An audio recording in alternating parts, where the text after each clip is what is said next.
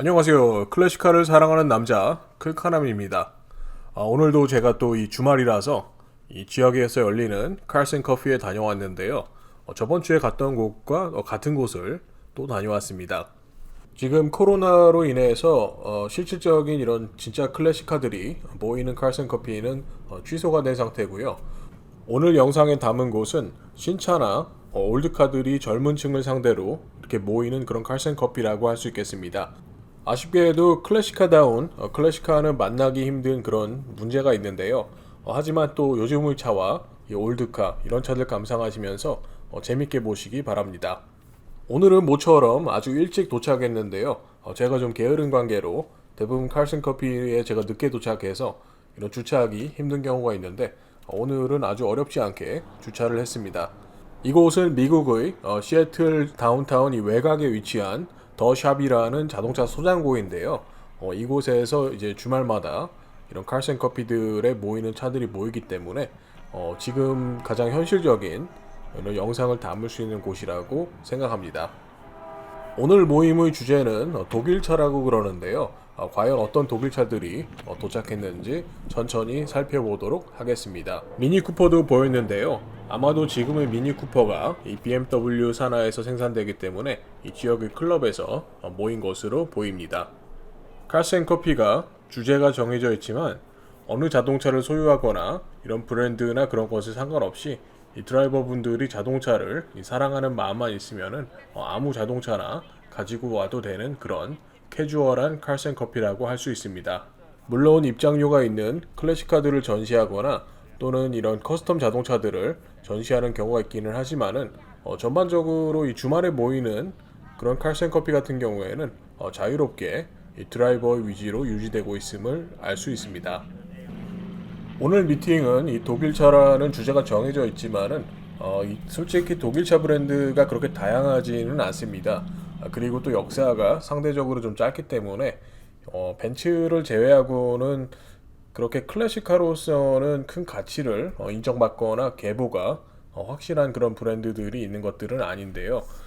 그래서 일반적으로 뭐 포르쉐나 BMW, 벤츠, 이제 폭스바겐 등이 주로 모였음을 알 수 있었습니다. 특히 포르쉐 같은 경우에는 신차 위주로 많이 모였었는데요. 뭐 박스터나 뭐 911이나 또 911 시리즈 중에서 클래식에 속할 수 있는 자동차들이 모여서 눈길을 끌었습니다. BMW 같은 경우에는 아무래도 젊은 세대들이 좋아하는 올드카에 속하는 80년대 중반부터 90년대, 2000년대까지 BMW들이 주를 이뤘었는데요. 아무래도 미국에서는 당연히 독일차가 수입차이기 때문에 수입되기 시작한 연식도 좀 짧고 특히 수입된 자동차 종류가 독일 본토만큼 다양하지가 않습니다. 독일에 있는 여러 가지 브랜드들이 미국에 상륙하지 않은 브랜드들도 있고 또 특히 이제 클래식카 쪽으로 가면은 일반적으로 이런 카테고리의 카센 커피에는 잘 나오지 않는 차들도 상당히 많기 때문에 여러 자동차들을 보기는 좀 어려운 그런 좀 아쉬운 점이 있었는데요. 하지만 젊은 세대들이 좋아하고 자동차에 입문하는 새로 자동차를 접하는 분들에게는 또 다양한 재미를 선사할 수 있는 그런 칼센 커피였다고 생각합니다. 미국에서 BMW가 본격적으로 각광받기 시작한 것은 70년대 이제 후반부터라고 할 수 있을 것 같은데요. 그리고 또 80년대부터는 럭셔리 자동차 이미지를 부각시키면서 또 스포티하고 좀 더 젊은 층을 겨냥했기 때문에 또 그 전략은 상당히 미국에서 성공적이었습니다. 그렇기 때문에 또 이제 퍼포먼스나 좀 이런 분위기를 많이 살려서 이 유저층에게 접근한 그런 전략도 있었다고 생각하는데요. 특히 우리가 알고 있는 M 시리즈는 이 스포티함과 럭셔리함을 동시에 느낄 수 있는 그런 자동차로 많은 유저층들에게 어필을 한 그런 케이스라고 할 수 있겠습니다. 포르쉐는 원래 이 로드스터를 전문으로 만드는 그런 스포츠카 회사인데요. 하지만 요즘에는 뭐 2000년대 이제 초반부터는 이제 SUV나 이제 그런 쪽도 접근을 하고 또 지금은 이제 크로스오버 비이클까지 만드는 그런 회사로 알려져 있지만은 실제로는 좀 더 레이싱에 기반을 둔 그런 스포츠카를 생산하는 전문 브랜드라고 할 수 있겠습니다.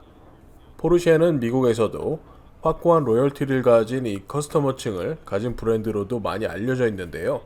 그렇기 때문에 특히 이 클래식에 속할 수 있는 이 포르쉐 같은 경우에는 상당한 인기가 있음을 알 수 있습니다. 1970년대 초반부터 이 1980년대 말까지 생산된 이 G 시리즈 911 카레라를 보고 계신데요. 관리가 굉장히 잘 돼 있던 차였고 운행 마일리지도 적은 자동차 중 하나였습니다. 이 자동차의 특징은 이 뒤에 보이는 스포일러가 굉장히 독창적인데요.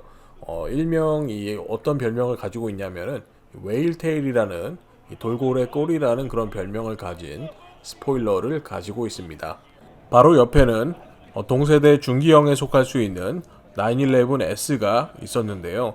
이 모든 오리지널 컨디션이 굉장히 잘 유지가 된 스톡 모습을 하고 있었습니다. 일반적으로 이 80년대 이전 자동차에서는 이 메탈릭 페인트가 쓰이지 않고 이 솔리드 컬러가 주로 쓰였는데요. 그렇기 때문에 오리지널 페인트가 잘 유지된 자동차는 이렇게 만나보면은 굉장히 느낌이 특별함을 알 수가 있습니다. 지금 보시는 차량은 약간 이 마일드 커스텀이 진행된 이 911 시리즈를 보시고 계신데요. 이 차는 이 탈가탑을 가진 탈가 모델입니다. 탈가탑은 이 컨버터블 같이 이 완전히 열리는 방식이 아니라 이 지붕 라인의 이 중간만 이렇게 들어서 뺄 수 있는 그런 구조를 가지고 있는데요. 스포츠 로드스터에서 접할 수 있는 그런 방식이라고 보시면 될 것 같습니다. 보시는 차량은 우리에게도 잘 알려진 이 아우디 콰트로인데요. 콰트로가 알려진 이 계기가 되었던 이 랠리형 버전을 좀 꾸밈을 해놨습니다. 솔직히 뭐 레플리카 퀄리티도 안 되고 그냥 취미로 이런 리버티를 붙인 차량 같은데요. 그렇지만 또 이렇게 멀리서 보면은 또 이렇게 와 놀랄 수 있는 그런 모습을 하고 있었습니다. 오늘 카센커피는 조금 실망스러운 그런 모습이었는데요. 이 포르쉐나 이제 뭐 우리가 익히 알고 있는 이 독일 차들이 좀 모인 편이었지만은 솔직히 뭐 클래식카라고 할 수 있는 차들은 그렇게 있지는 않았습니다. 우리가 알고 있는 이 3세대 이 벤츠 SL 같은 차량도 참석을 한 모습을 보았고요.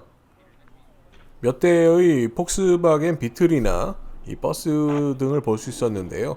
지금 나오는 차량은 이 폭스바겐 이 버스에 기반을 둔 이 트랜스포터라는 이 운송용으로 만들어진 이 폭스바겐의 자동차입니다. 처음에 이 차를 멀리서 봤을 때는 특별한 엔진을 개조해서 이 차에 장착을 한 자동차인 줄 알았는데요. 보기에는 이 포르쉐 엔진을 개조한 그런 엔진을 이렇게 디스플레이를 해놓은 모습을 볼 수 있었습니다.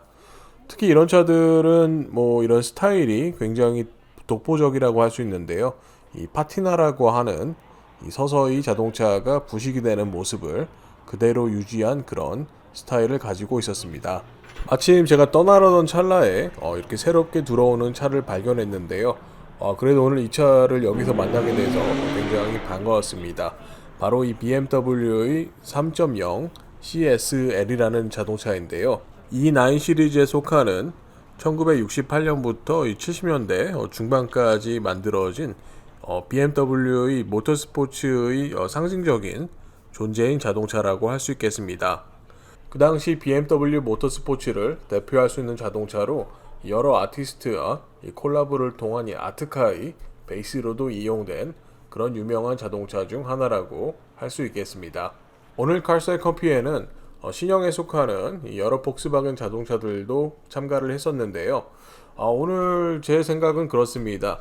솔직히 굉장히 밋밋한 칼센 커피라고 할 수 있었는데요.